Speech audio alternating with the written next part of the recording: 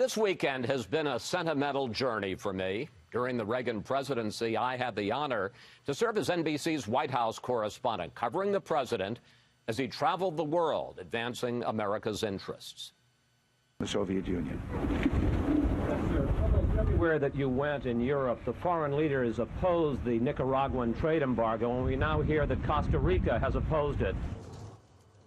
But most memorable were the 4 Reagan-Gorbachev summits, which led to the end of the Cold War. Their first meeting in Geneva in 1985. One of the keys to this whole summit will be how these two men get on during the 12 hours they'll be spending together. And President Reagan's right hand on all those trips, his trusted Secretary of State, George Shultz. I got the chance here to revisit those days with him. Mr. Secretary, I want to ask you about the art of negotiations. And you say rule number 1 is good ideas, strong policy. You went into the first Reagan-Gorbachev summit with peace through strength, through the military buildup. We had it. Well, strength is important. And the willingness to negotiate is important, but you want to negotiate from strength and on the basis of what you want. If you want a deal too much, you're going to get your head handed to you. You want a good deal. You don't want just a deal. Your second rule is you say that a negotiation is a learning process. You've got to figure out what are the core interests of the other party and what aren't the core interests. Well, when you're negotiating, you're up from somebody and you're talking to them back and forth. And one of the things to find out is where is that person's bottom line? And what are they really interested in? And what is fluff. And that'll help you figure out how to make a deal. Conversely, you say rule number 3 is credibility. No empty threats. Make it clear to your adversary, your negotiating partner, what are your core interests?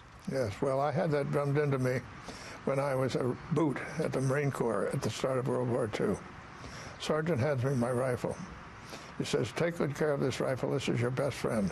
And remember one thing, never point this rifle at anybody unless you're willing to pull the trigger. No empty threats. Boot camp wisdom.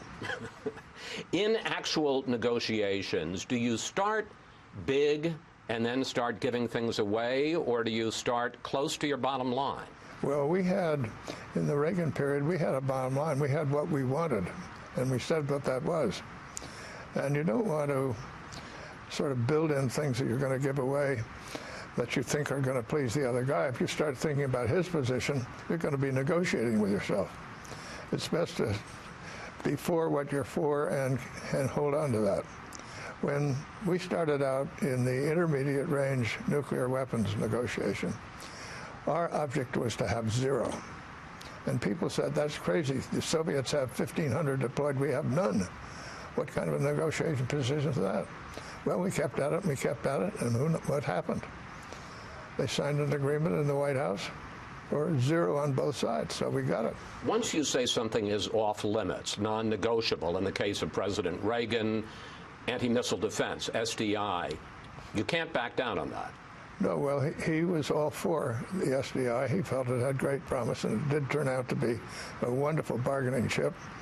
And actually, we've learned a little bit about defense. We're glad to have done that. But in the Reykjavik meeting, Gorbachev practically laid on the table all of our negotiating positions, which he agreed to. But he made conditional on what he said, keeping FDI confined to the library. And we interpret that as meaning kill it. So President Reagan wouldn't kill it. But in the end, all of the things that were laid out in Reykjavik and agreed to became agreements. Mr. Secretary, they were great times. Thank you for sharing them with us. They were great times. Secretary Shultz celebrates his 97th birthday later this month.